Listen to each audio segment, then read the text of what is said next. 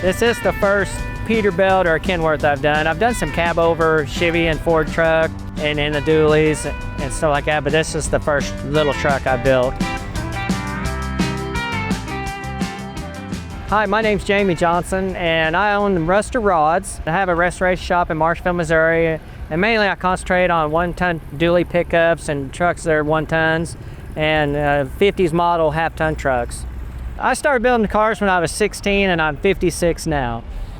I started out with a little Vega, narrowed up the rear end in it, put a V8 in it. My dad helped me build, and that's kind of where it started.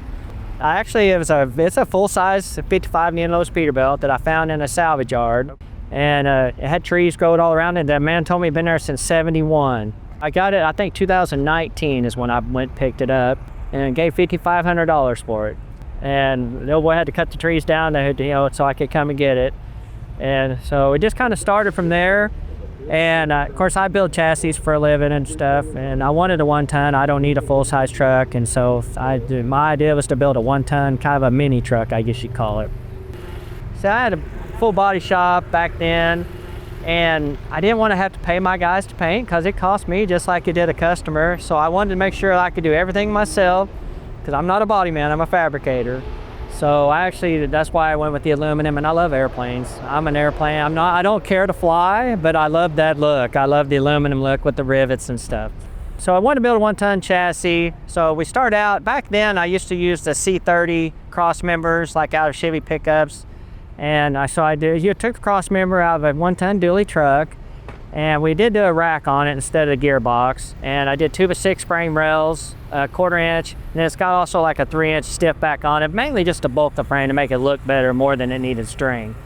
And I did the 4-link in the back. It's got 1-ton airbags I bought from Ride Tech, but I built all the 4-link in the back. And the wheels, as far as the wheels, they're semi wheels, but they have adapters that accept the big wheels.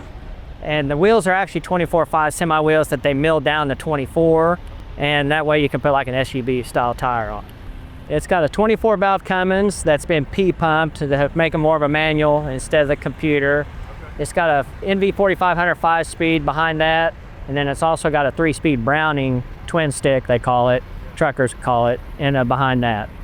So it's got 3,394 bolts on the outside of the truck, and they're all bolts except for a few rivets where I couldn't get behind the panel and everything, and I used a closed-in rivet, that way the water wouldn't get in it. But yeah, they're all 10x32 stainless button heads, and drilled a lot of holes. I hate drilling holes anymore. I've been working on this about 5.5 years, but I went a year and didn't touch it when I was building my new shop. And sometimes I just have to go away, get back from it. I actually need to finish the sleeper part. We're actually doing seats back there like a crew cab, and I got to finish that. Last winter I just wasn't in the mood, and when I'm not in the mood, I don't think you need to work on them. And they're home projects, they're not business projects. The only difference in this compared to the trucks I build is just a lot more hours spent in this truck. This truck would be very expensive. I've had a dozen people ask me what it would cost to build a truck compared to this, and to be honest with you, you're probably talking a couple $100,000, which sounds crazy. But when you got the parts and labor and everything, but I could build a simpler one, probably around $140,000, $150,000. But they're using trucks, they're not show trucks. They're made to go down the road, pull a trailer. I got trailers I pull with it.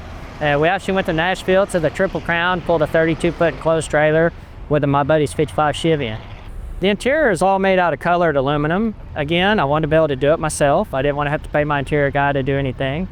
And so I bead rolled it all the aluminum with the diamonds and stuff. And the seats actually came from Port State's truck, and they're Bostroms, but I had my interior guy put the diamond insert in them to match the interior.